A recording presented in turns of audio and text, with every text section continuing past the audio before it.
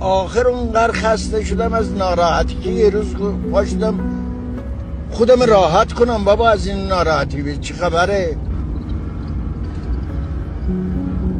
پاشدم تناب برداشتم انداختم پشت ماشین بیرم قال قضیه رو بکنم، بیرم خودکشی بکنم.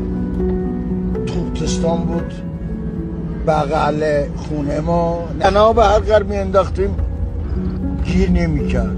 رفتم بالا تناب گیر دادم، دیدم آقا یه چیزه نرم خورد دستم، توت.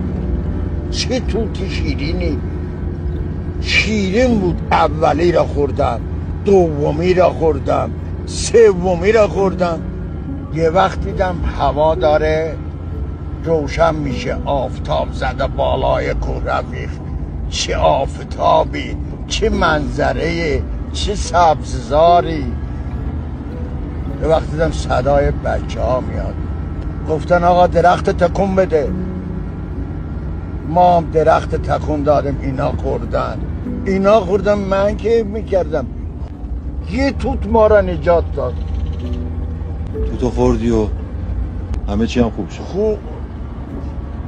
خوب نشد، فکرم عوض شد.